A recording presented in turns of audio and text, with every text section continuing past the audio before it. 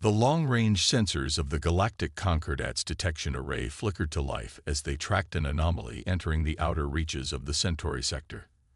First Commander Zexri, her crystalline form shimmering under the soft blue light of the command center, studied the readings with growing bewilderment. After 3 centuries of service in the Concordat's diplomatic corps, she thought she had seen every possible approach to first contact. She was wrong. "Confirm these readings," she ordered, her harmonics betraying a hint of disbelief. "Are you certain there's only one vessel?" The sensor operator, a young Valaxian whose tentacles were practically tied in knots with nervous energy, triple-checked the data. "Confirmed, First Commander. A single vessel, approximately 300 meters in length. Primitive fusion drive, basic shield technology. They're broadcasting their approach in the clear." Zexri felt her crystalline structure vibrate with concern. The vessel was approaching from the direction of a previously unexplored arm of the galaxy, and initial analysis suggested it represented a species unknown to the Concordat. But that wasn't what troubled her. It was the fact that they had sent just one ship. Every species in recorded history had approached the Concordat with their most impressive fleet, their most advanced vessels, their most intimidating display of force. It was simply how things were done. Even the peaceful Arctians had arrived with a flotilla of 1,000 ships, though theirs had been scientific vessels rather than warships. But this? One ship, broadcasting openly, making no attempt to hide its approach or shield its primitive technology. It defied all convention. The news spread quickly through the crystalline corridors of the Concordat's central hub. Within hours, the Grand Chamber was filled with representatives from all 37 member species, their varied forms creating a cacophony of movement and sound as they debated this unprecedented situation. High Counselor Mungzar, his gaseous form swirling with agitation within his containment field, was the first to speak. This must be some form of deception. No species would dare approach the Concordat with such insignificance. "Unless," came the measured tones of Elder Weiss, her ancient form barely visible in the shadows of her alcove. "That is precisely their intention, to challenge our assumptions." Zexri listened to the debate with growing fascination. The vessel was now well within their space, maintaining its steady course toward the Concordat's capital world. They had sent the standard greeting packets, the usual warnings about proper protocols and expected behaviors. The response they received was as puzzling as everything else about this situation. A simple message, transmitted in clear basic mathematical sequence. "We are humanity. We come to talk. One ship is all that's needed for conversation." The chamber erupted in chaos at this. The warrior breed Kextheri were practically foaming with indignation, their blade arms clicking in agitation. The hyperlogical Visu withdrew into their probability clouds, running endless simulations to make sense of this aberrant behavior. But Zexri found herself drawn to a different possibility. What if this wasn't weakness at all? What if sending a single ship was a statement in itself? She approached the central podium, her crystalline form catching and refracting the light in patterns that commanded attention. "Honored representatives of the Concordat, I believe we are asking the wrong questions. We shouldn't be asking why they sent only one ship. We should be asking why they believe one ship is enough." The chamber fell silent. In all the history of the Concordat, power had always been displayed through numbers, through overwhelming force or technological superiority. But these humans, they seemed to be operating under a completely different paradigm. As the lone human vessel continued its approach, Zexri couldn't shake the feeling that they were about to encounter something entirely new. Not just a new species, but a new way of thinking about power, about diplomacy, about existence itself. The humans had sent one ship not because they couldn't send more, but because they were making a point. They came not to impress, not to intimidate, not to overwhelm. They came to talk. And in that simple mission, one ship was indeed enough. As she watched the vessel's steady approach on the main display, Zexri realized that the Concordat was about to face perhaps its greatest challenge yet.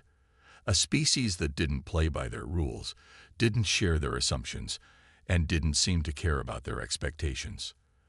The question was no longer whether the humans were powerful enough to join the Concordat. The question was whether the Concordat was ready for the humans. In the days that followed the human ship's arrival in Concordat space, First Commander Zexri found herself spending countless hours studying their vessel. The ship, which they had designated as Terra's Hope, maintained a steady course but remained largely silent, responding to hails only with brief mathematical acknowledgments. This silence was perhaps more unsettling to the Concordat than any show of force could have been. The Visu probability clouds had turned a disturbing shade of crimson, indicating high levels of uncertainty in their calculations. The warrior breed Kextheri had positioned their fleet in attack formation, their blade arms twitching with nervous energy at this unknown threat. They must be hiding something. High Counselor Mungzar insisted during yet another emergency session, his gaseous form roiling with agitation. No species crosses the void between stars just to talk. But that appeared to be exactly what the humans intended. Their ship carried no visible weapons arrays, though Zexri suspected they weren't entirely defenseless. Scans revealed a crew of merely 100 humans aboard, a number that seemed impossibly small for an interstellar diplomatic mission.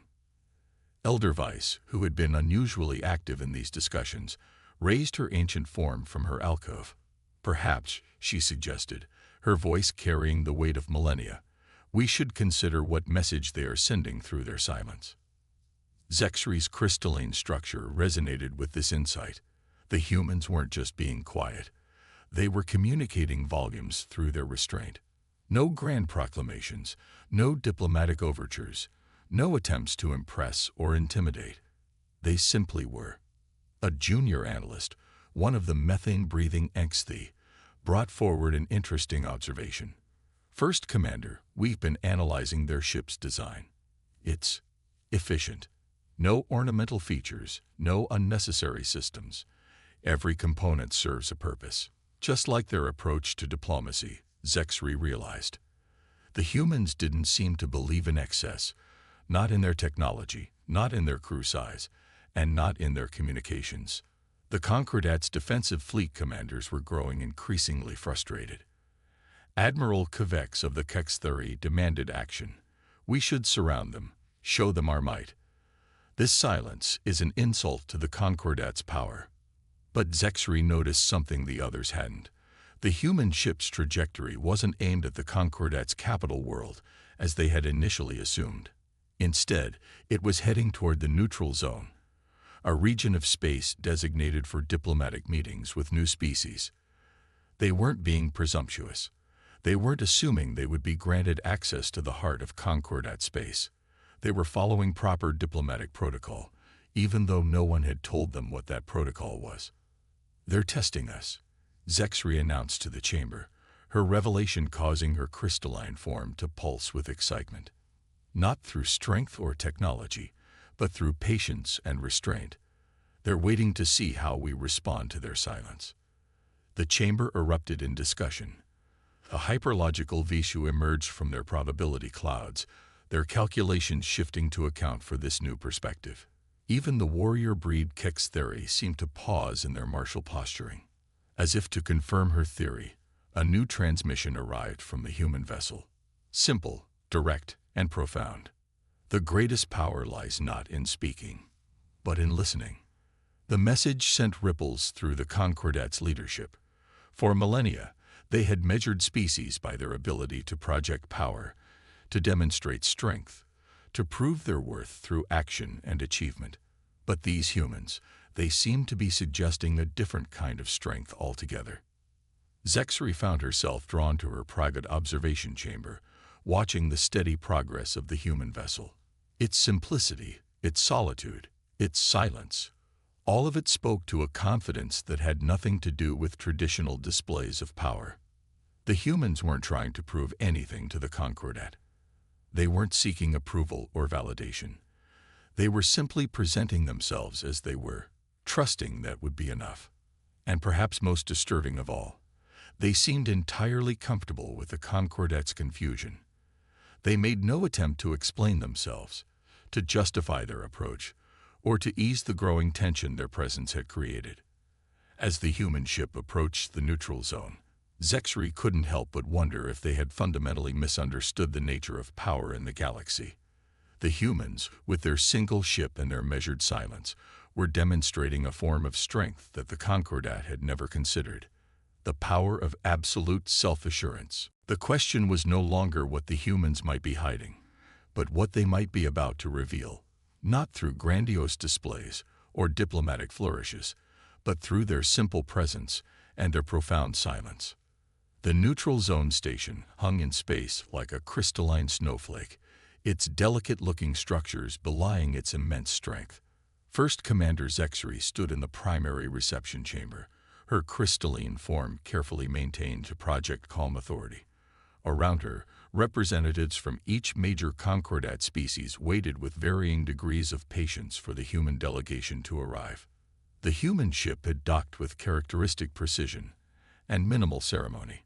No honor guard, no formal announcements, no grand displays.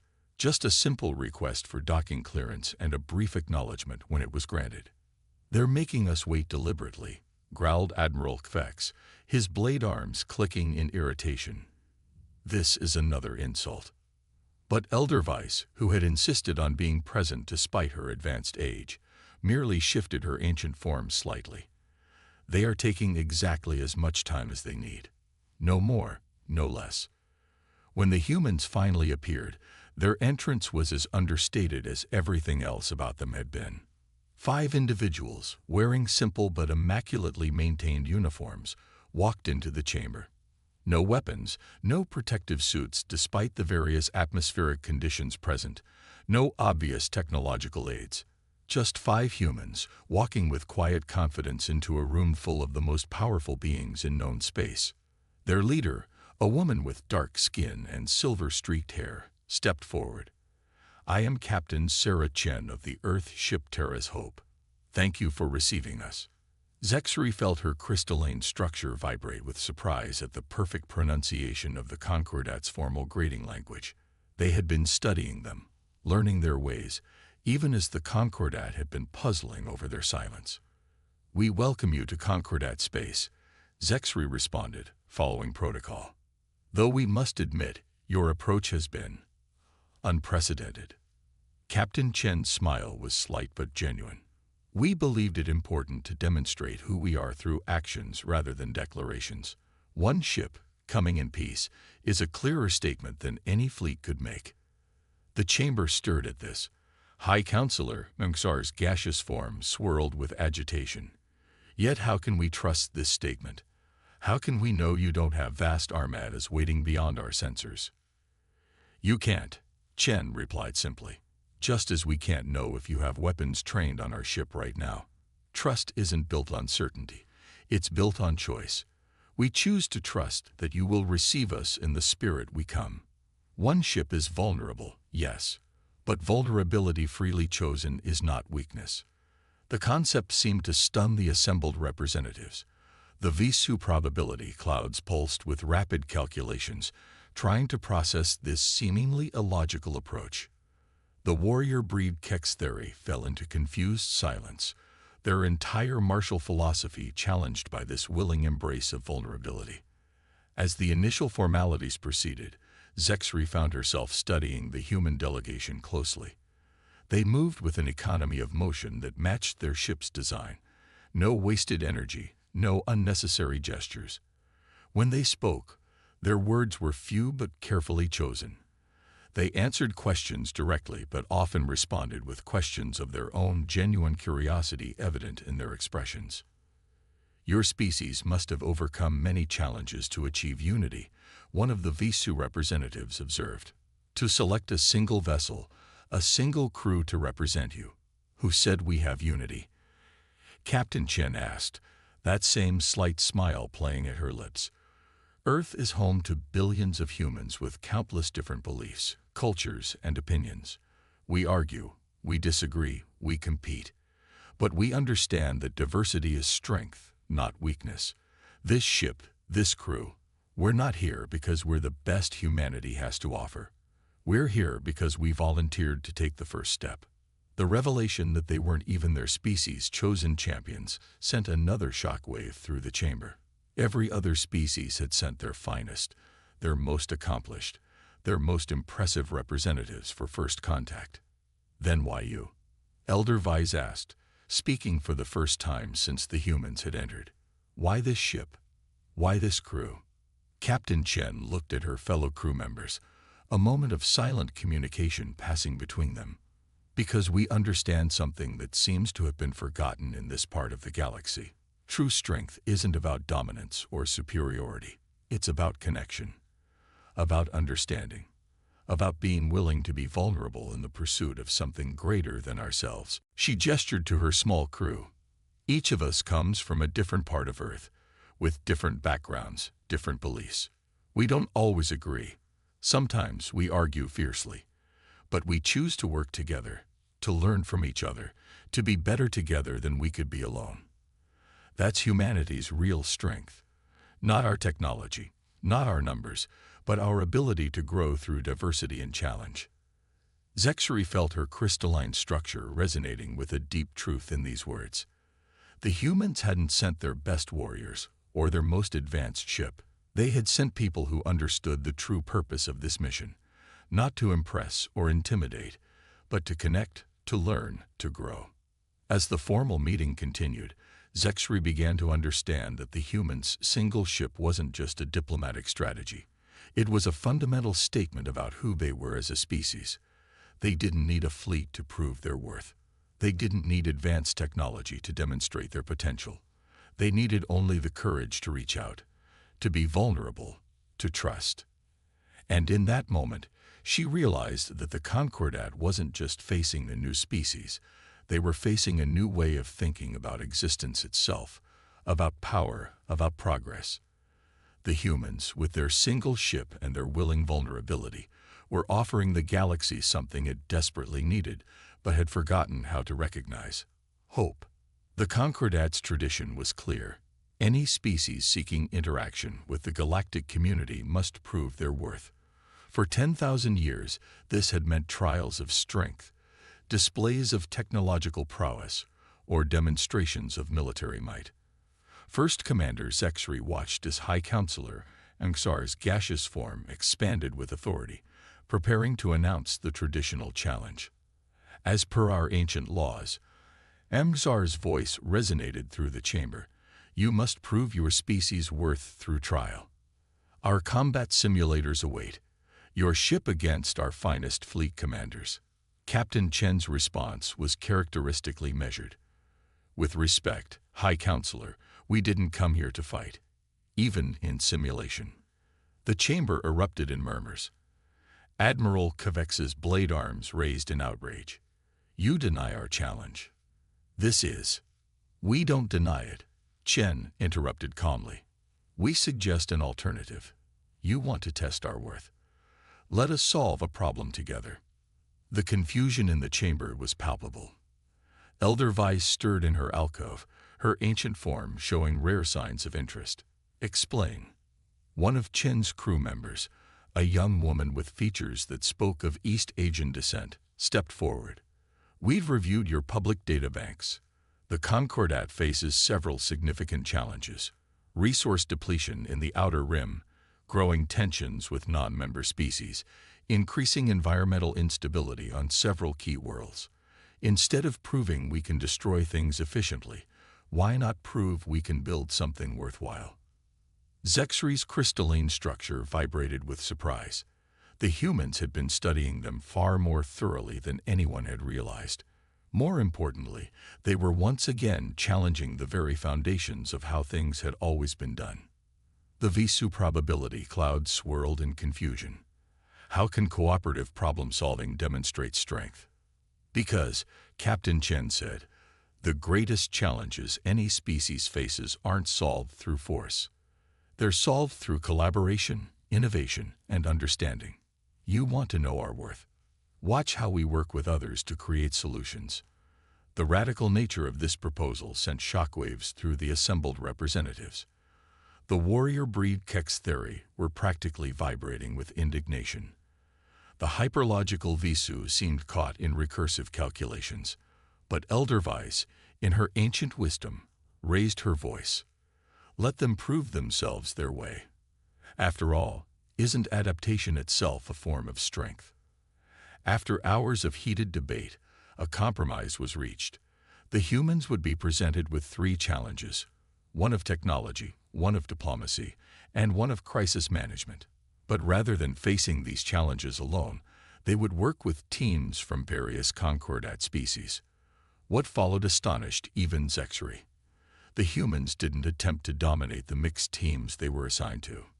Instead, they listened. They asked questions. They synthesized different perspectives. When disagreements arose, they didn't push for their way. They sought to understand why others saw things differently. On the technological challenge, faced with a failing planetary shield generator, they didn't showcase advanced human technology. Instead, they helped combine existing Concordat technologies in new ways, creating a solution that was both more efficient and more reliable than the original. In the diplomatic challenge, dealing with a territorial dispute between two non-member species, they didn't impose solutions. They asked questions that helped both sides recognize their shared interests, facilitating a resolution that strengthened both communities. But it was the crisis management challenge that truly revealed their unique approach. Presented with a scenario involving an imminent stellar collapse threatening multiple inhabited systems, the humans didn't immediately jump to evacuation plans or technological solutions. Before we decide how to solve this, Chen said to her mixed team, we need to understand what we're really trying to save. Not just lives and infrastructure, but communities, cultures, connections. The solution needs to preserve not just physical survival, but the things that make survival meaningful. This perspective transformed the exercise from a simple evacuation problem into a complex, but ultimately more successful effort to relocate and rebuild communities while preserving their essential cultural and social bonds. As Zexri observed these challenges unfold, she began to understand why the humans had come with just one ship. They didn't need to demonstrate power through numbers or technology. Their strength lay in their ability to connect, to adapt, to bring out the best in others. They weren't trying to prove they were better than anyone else. They were showing how everyone could become better together. The Concordat's traditional trials had always been about proving individual worth. The humans had transformed them into demonstrations of collective potential. They hadn't just passed the challenges. They had changed how the Concordat thought about challenges themselves. As the final exercise concluded, Elder Weiss emerged fully from her alcove for the first time in centuries. They didn't just solve the problems, she observed, her ancient voice carrying across the now silent chamber. They taught us new ways to think about solutions. Captain Chen stood with her crew, their expressions neither triumphant nor proud, but quietly satisfied. That's the point of first contact, isn't it?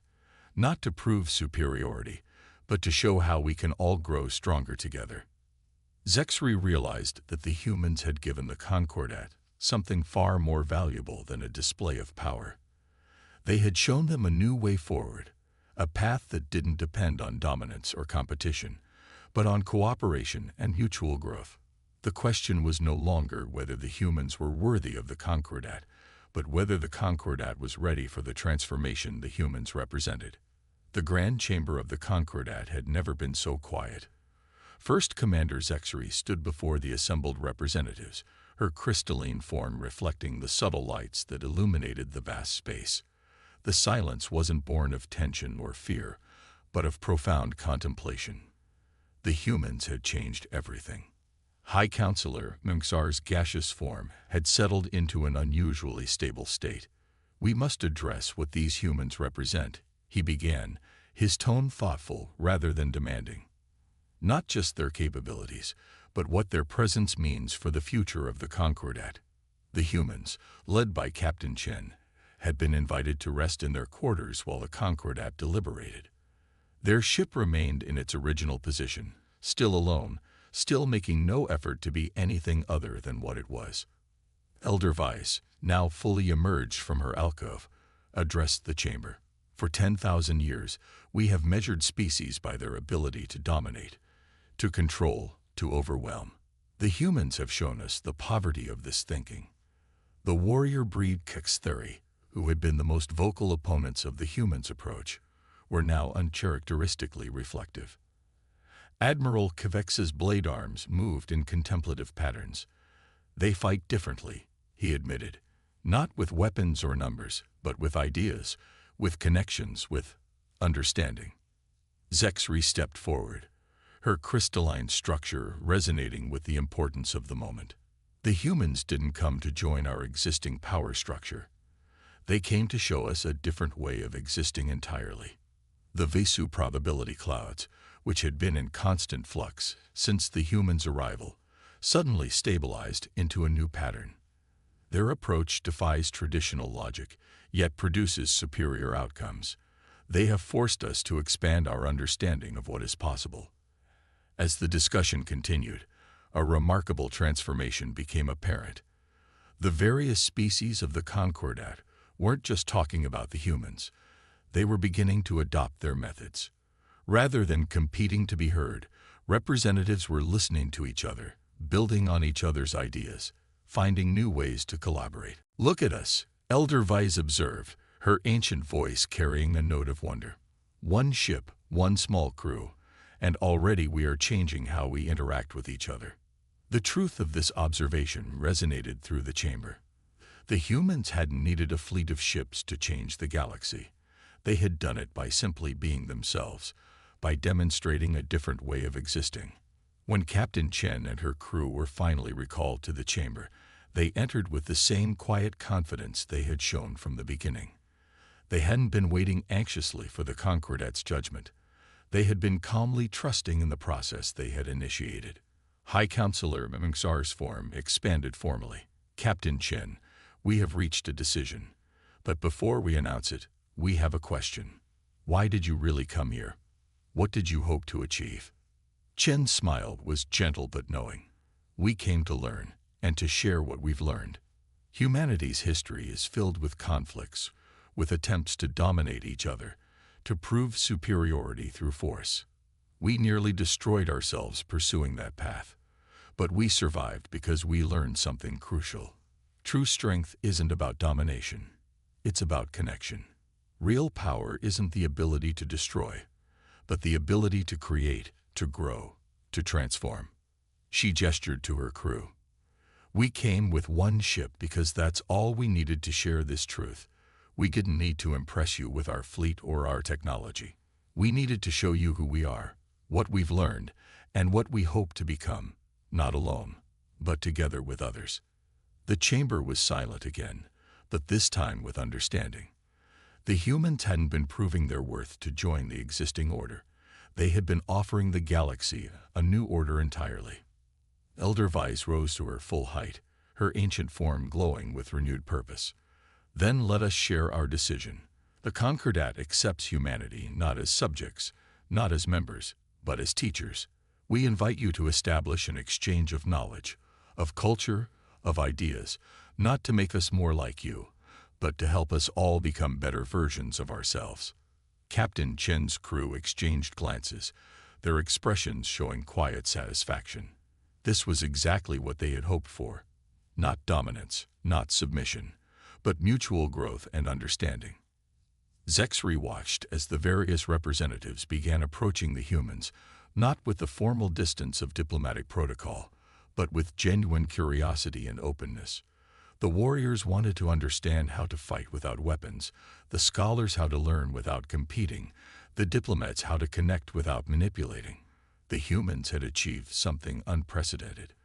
With one ship, one crew, and an unwavering commitment to their principles, they had begun to transform a civilization that had remained unchanged for 10,000 years. As she observed this transformation, Zexri understood at last the true message of that single human ship. It had never been about proving strength through numbers or technology. It had been about demonstrating that the greatest power in the universe isn't the ability to stand alone, but the courage to reach out, connect, and grow together. The galaxy would never be the same. And that, perhaps,